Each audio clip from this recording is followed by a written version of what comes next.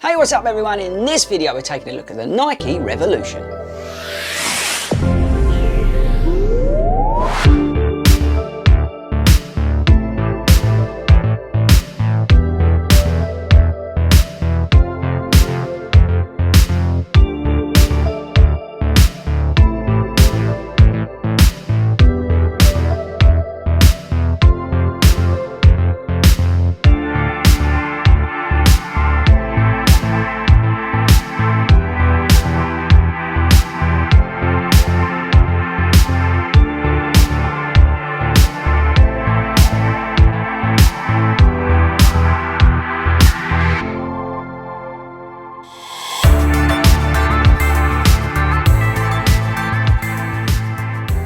Hey, what's up everyone and welcome back to 40 Runs. Now this is another part of our cheap Nike running shoes series and today we're looking at the Nike Revolution. Now if you don't know what I'm talking about, I've been reviewing some of the cheaper Nike shoes to try and see if they're any good, give you a bit of a steer on them because if you're new to running, maybe you're doing a catch to 5k or you know, you're looking to start running casually, you don't want to be spending £150 on your first pair of running shoes. So you're probably looking at the Nike shoes and thinking, that's 50 quid, is it any good? Well, hopefully this little mini series is pointing you in the right way. So today we've got the Revolution. Now, I can't remember how much this was. I think I got this for about £42. Let me have a look at my phone. I'll tell you what I actually paid for it. I think it was £42, but it wasn't on the Nike store. It was on another website. Yeah, I got it for £42, which I think is a bit of a bargain. So this is the Nike Revolution 5 and according to the Nike website this is £48 if you was to pay that, but don't pay that, get it cheaper elsewhere. Let's get into some of the stats and some of the features of the shoe before we get into how it feels and all that sort of stuff. So like I said, the price point is under £50, let's say.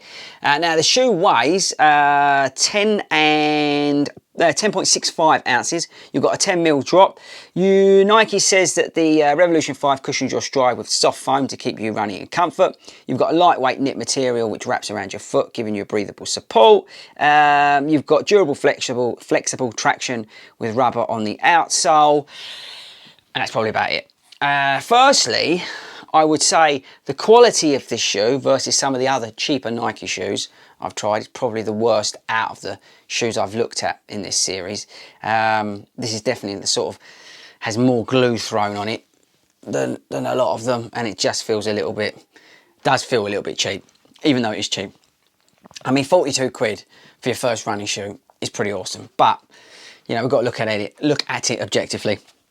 The outsole, it's a bit like, looks like the React foam. If you remember the Epic React, the first one, for you avid Nike fans, it's a bit like that. It's okay in the rain. It's not brilliant, I would say. I ran them 2 days ago in the rain and it was okay, but not brilliant. I think there's some of the other cheaper shoes are better in the rain. In terms of the midsole, Nike's saying it's soft. It's definitely softer than the Run All Day 2, I think it was called. It's definitely softer than that, but it still just felt a little bit harder than some of the other Nike shoes out there that we've tried. It was noticeably, I really felt the road more in this shoe than the other shoes. I felt like I was a lot lower to the ground and I could feel the pavement as I was hitting it. It's true to size. There's width in there, if you can see even from where I've been wearing them. The upper sort of, what's the word, gathering up a little bit, so there's plenty of room in there if you've got a wide foot. The upper is breathable to a degree. It's obviously cooler over here in the UK now. It's been raining, so it's not that warm, so this is not a true test of the breathability of the uppers, but it's okay. It's better than some of the cheaper ones, like I say, like the Run All Day, where that was really a thick upper on that. Lacings that I prefer than some of the other cheaper shoes. It's just a basic lacing. You're not trying to do anything fancy. There's enough cushioning, enough foam around the heel area. This doesn't annoy at all in terms of the fit around the ankle, which I was quite pleased about. The overall structure around the heel is quite good. There's a fair amount of structure around the heel, which is quite a nice surprise. The tongue's okay, it's thick enough. It's not thin, you know, too thin, not too thick. It's just the right amount. And I got them locked down pretty well, actually, when I was running along in them. It kind of looks a little bit of a hybrid between the Infinity with that sort of collar. I mean, it's not there, right? But it looks a little bit like that with the React foam looking. This is not React foam, this is just a foam. So what do I think? I actually think £42, you know what, it ain't bad value. I do think some of the other shoes that we've tried, and I'm going to do a comparison video with some of the cheap shoes on there, are better. But you know what, 42 quid, it's okay. It's not the worst Nike shoe you could buy. If you're looking to get a Nike running shoe, it is firm. You can feel the ground if you don't mind that. It was a little bit softer than the Run All Day too, and the upper was okay, but the fit was very generous, and I think that's the key thing I want to give you, is the fact it's 42 quid. But if you're looking for something and you've maybe got a wider foot, maybe this is the shoe to steer you to all. So yeah, 42 quid. It's not the worst shoe I've tried from Nike.